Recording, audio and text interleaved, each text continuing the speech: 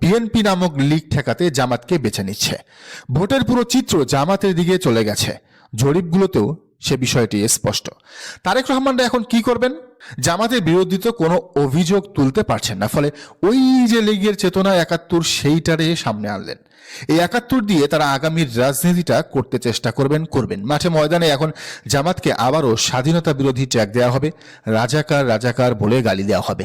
মানে ফজলুর রহমানের যে ভাষা, সেই ভাষায় এখন বিএনপির যত নেতাকর্মী আছেন তাদের মুখে মুখে শোনা যাবে। কিন্তু এই রাজনীতিটা কি টিকবে? মানে এই ৭১ চেতনা দিয়ে কি জামাতকে ঘায়েল করা যাবে? এই যুগে মানুষ কি এইসব ট্যাবলেট গিলবে?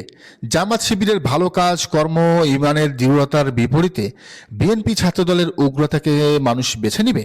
বিষয়টি নিয়ে নিউ ইয়র্ক প্রবাসী প্রিসিলা লিখেছেন, জনাব তারেক রহমান স্যার, একটা কথা খুব জরুরি মনে করে আপনাকে জানাচ্ছি। এটা শুধু পরামর্শ না, এক ধরনের সতর্কবার্তা। গুরুত্ব দিলে কাজে লাগবে, না দিলে সময়ই বলে দেবে কি ভুল হচ্ছে। আপনাদের সামনে বড় বিপদ দাঁড়িয়ে আছে। আজ না হোক কাল, 5 বছর পর হয়তো বিরোধী দল হিসেবেও দাঁড়িয়ে থাকার শক্তিটা আপনারা হারিয়ে ফেলবেন। কারণ খুব সাধারণ, আপনার নেতাকর্মীরা জনগণকে বোঝানোর কাজে ভুল পথে হাঁটছে। ভুল কথা, ভুল কৌশল, ভুল প্রতিক্রিয়া সব মিলিয়ে বিপদটা আরো বড় হচ্ছে। জুলাই আন্দোলনের সময়কার সেই ঘটনা মনে আছে আপনার? একজন পুলিশ মন্ত্রীকে বলেছিল, একটা মরে একটা কমে, বাকিরা পালায় না সামনে আসে। এটাই ছিল জামাত শিবিরের ভয়ঙ্কর প্রশিক্ষণ।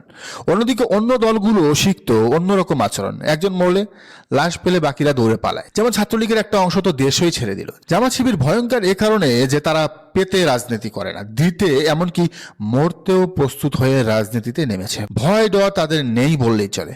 তো বোঝাই যাচ্ছে তারেক রহমানদের ভাষায় তাদের কঠিন দিন চলে আসছে, ফলে শেষ কার্ডটাই খেলার চেষ্টা করছে। কিন্তু তারা যদি এটাই করতে চায়, তাহলে আবারও জুলাই আসবে এদেশে।